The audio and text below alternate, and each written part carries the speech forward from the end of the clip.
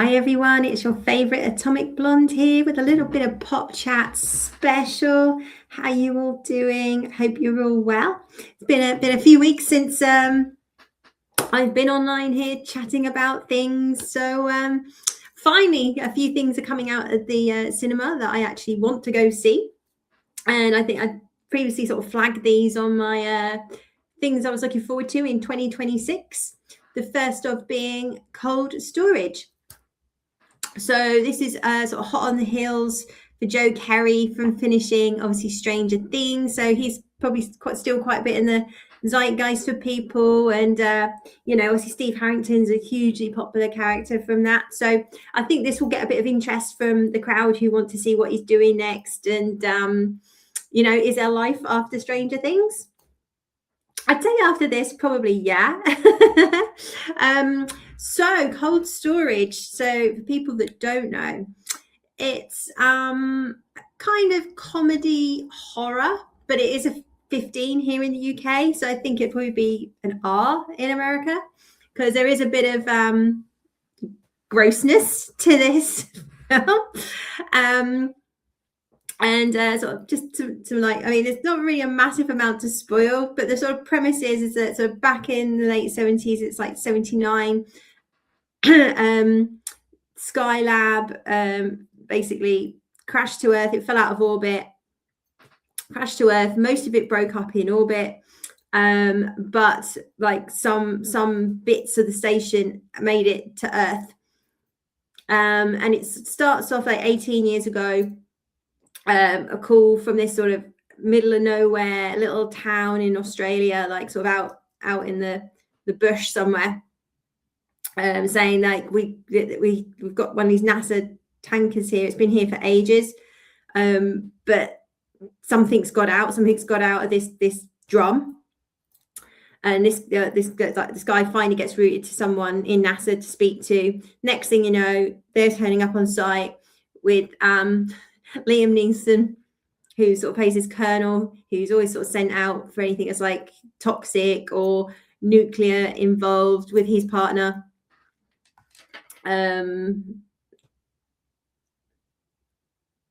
Leslie Manville in this. So her name's Trini Romano, and he's playing Colonel Robert Quinn.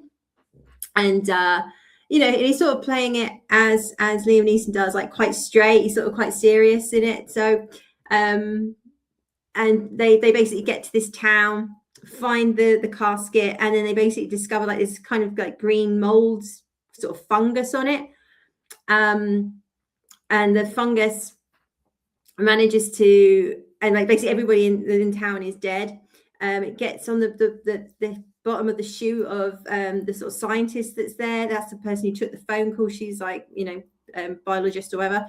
And this stuff is so virulent, it basically eats through the bottom of her shoe, manages obviously to go through her shoe into her foot, into her bloodstream, and it's so fast reacting, it just basically gets straight to the brain. And then there's basically it takes over the body and the functions. And basically all it wants to do then, all you've got this command is like just spread, and like the most effective way that you can. And she basically ends up killing herself, deleting herself.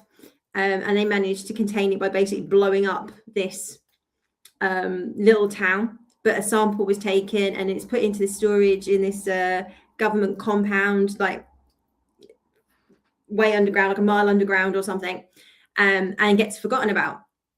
And then over the 18 years, basically the government sells off this building. People forget like what's underneath, and a storage facility is then built on top of it. And that's basically where we come in. And obviously not a huge spoiler, because otherwise what's the point of the film? Obviously this stuff basically gets out and then chaos ensues.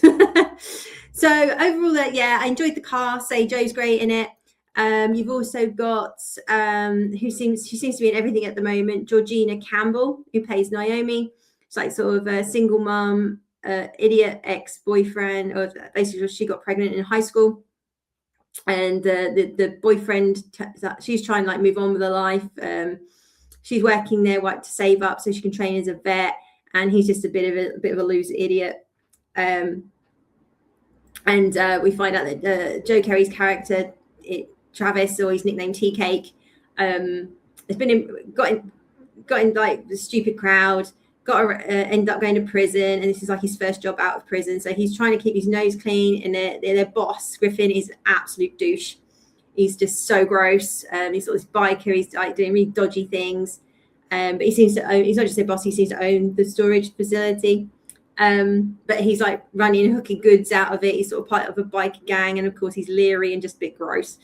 So we got these two characters. They're on the night shift, and they keep hearing this sort of like a ping going off. But if you imagine like a smoke detector, that kind of beep keep going off. They basically try and track down from where this noise is coming from, and this basically sort of leads them to where this sort of fungus thing is. And it's then all about how do they stop this thing from getting out.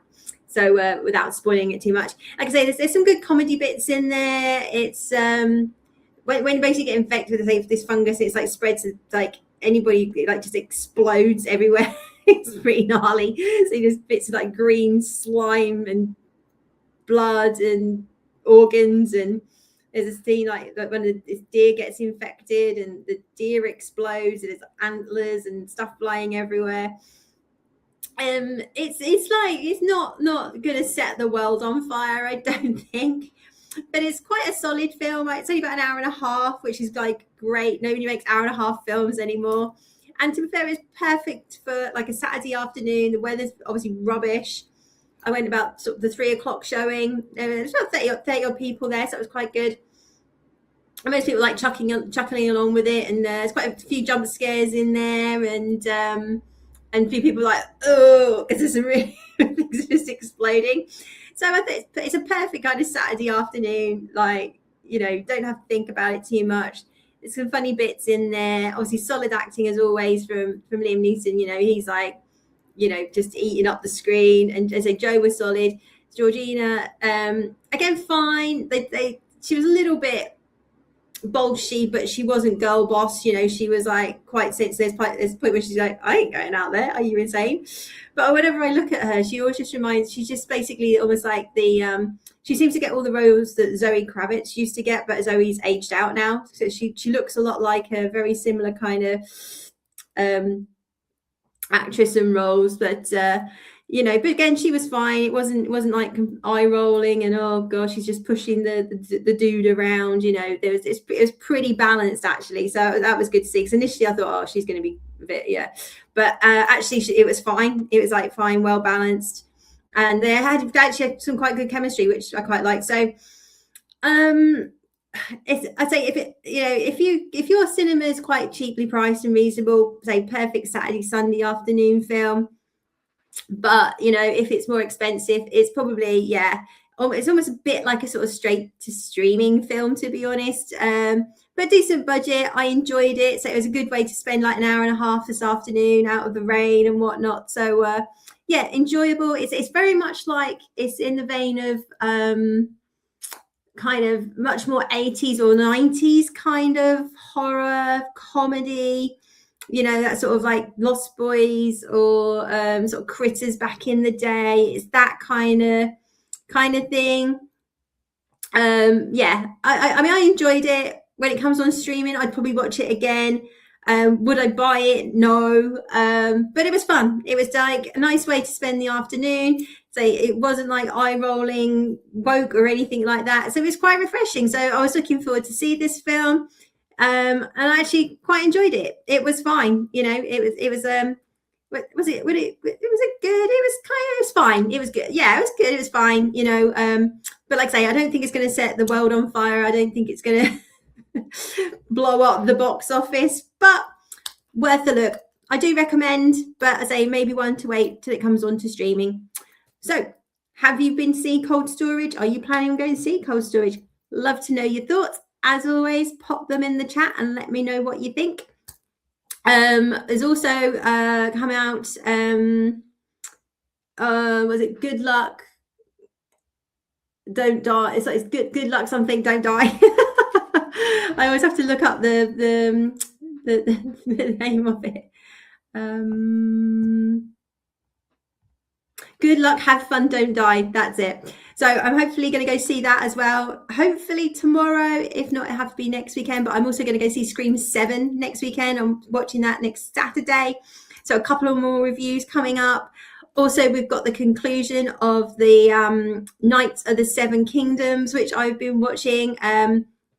Because they're only like half-hour episodes, I was going to wait and say I'll do a review of the whole season. So that'll be coming up next week.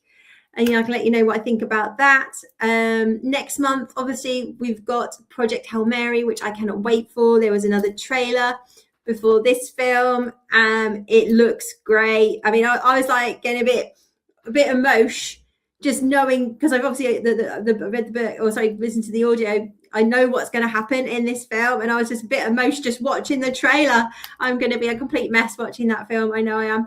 But I cannot wait for it. I just really hope they've done a good job. I mean, the feel of the trailer feels like it's got the heart from the book. So I have everything crossed for that. So a few good things coming up over the next sort of month or two. Yeah, so actually there'll be things to review, which I'm very excited for. And so I just couldn't, as I said, I couldn't bring myself to watch Starfleet Academy. I'm watching other people's reviews and I'm just like, man, I like my brain cells intact. So swerved one there. So anyway, I'll stop rambling on. As I said, please do leave me a comment if you've been to see Cold Storage.